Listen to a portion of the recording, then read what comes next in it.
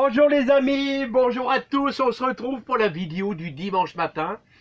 Alors j'espère, regardez, hier j'ai bien travaillé, hein. J'ai travaillé toute mon après-midi à faire cette mini serre pour placer dès la semaine prochaine quelques belles petites salades, quelques belles petites laitues et pourquoi pas quelques batavia également. Alors les amis, j'ai préparé ma terre. Voilà, donc elle est enrichie avec du fumier bien décomposé, mais un tout petit peu, pas trop, hein. On a mis aussi un petit peu de chaux magnésienne, voilà, des écumes de betterave, autrement dit. Voilà, j'ai même découvert, les amis, quelques Jeannettes de l'année passée. Bah ouais, j'avais fait un peu de Jeannette ici. Et donc, la Jeannette, c'est quoi? C'est une pomme de terre nouvelle. Et quand on récolte ces pommes de terre, il y en a toujours une ou deux qui se faufilent dans la terre, on l'a pas vu. Et donc j'ai un peu de plants, ouais, on peut appeler ça de plants. Regardez, des pommes de terre qui ont germé et que je vais garder précieusement. Il va falloir que je les protège un peu du froid, parce que les pommes de... Alors quand est-ce qu'on commence les pommes de terre nouvelles, les amis? Eh ben moi, en serre, on commence les pommes de terre nouvelles en serre au 1er mars, donc je vais les mettre le long de la serre, à l'intérieur bien sûr, au 1er mars. Voilà, vous avez vu que j'ai mis quelques poireaux également ici. Ils seront bien parce qu'ils vont pouvoir monter en graines facilement, les amis. Alors les boutures de rosier, ça se passe bien, mais ne vous faites pas de bile, les amis, hein. C'est pas parce qu'il y a des feuilles... C'est pas parce qu'il y a des feuilles que vous avez gagné la partie. Méfiez-vous, dans ces tiges-là, dans toutes les tiges, il y a toujours de la sève. Donc on croit toujours qu'il démarre, mais des fois, on se fait bien avoir avec les boutures. Alors, alors, mais qu'est-ce qu'on est bien dans son jardin, mais qu'est-ce qu'on est bien dans son jardin, hein. Alors, j'ai passé toute mon après-midi. Alors, vous voyez là, le secteur enherbé, là, où il y a un peu d'herbe, là, dans le jardin. Eh ben, il y avait tous mes poireaux qui sont magnifiques. Et vous avez vu où je les ai mis? Eh ben, du côté de la serre. Regardez là-bas, du côté de la serre. Et j'ai rabattu de la terre dessus. Alors, ça sera les derniers poireaux. Il y en a 25 gros poireaux pour faire quelques soupes là, durant tout le mois de mars. Et après, bien sûr, ils vont nous faire de la graine. Mais ceux-là, ils sont réservés pour être mangés, hein.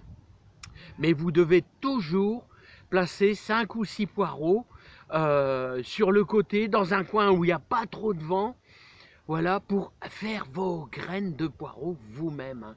Le poireau, il fait ses graines, il vous fait un joli pompon. Alors vous avez vu, est-ce que vous avez profité des journées ensoleillées? N'oubliez pas, la semaine prochaine, il y a un anticyclone qui arrive, la terre va sécher. Encore plus, profitez-en pour travailler votre terre. Il n'est pas encore trop tard d'ajouter son compost et son fumier. Voilà, moi tout est déjà malaxé. Crevette, tout est déjà malaxé. J'ai déjà mis une ligne d'échalotes. L'échalote ne craint pas le froid, n'oubliez pas, sur une butte. Et j'ai déjà mis 6 lignes d'ail et je vais remettre 2 lignes d'ail d'ici la fin de la semaine prochaine peut-être. Vous avez jusqu'au 15 mars pour implanter de l'ail. Les échalotes, vous avez tout le mois de mars, voire même un petit peu en avril. C'est pas grave. L'ail, il faut quand même plus se précipiter. Elle aime bien un petit peu le froid. Alors il y a un ami justement hier qui s'appelle Noël. Alors Noël qui me disait, mais dans mon jardin, il n'y a rien. J'ai un petit jardinet de 5 mètres sur 2 mètres, il n'y a rien du tout. J'ai arraché des petits sapins. Voilà, alors je dis, j'ai fait du potager et il n'y a rien qui a poussé. J'ai eu des petits céleris. Alors je t'ai conseillé, Noël, je t'ai conseillé, tu vas me chercher 3 gros sacs de 40 litres de fumier de cheval. Ou alors 2 belles brouettes de fumier de cheval bien décomposé que tu vas incorporer dans ton jardin parce que ta terre est complètement sans, sans, sans apport nutritif, il n'y a rien, il n'y a pas grand-chose. Donc il faut que tu recharges ta terre avec du bon.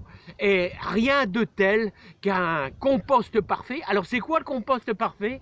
Eh ben c'est le fumier de cheval. Donc une terre appauvrie. Voilà, c'est ça. Appauvrie. Fumier de cheval. Et j'en perds, pardon.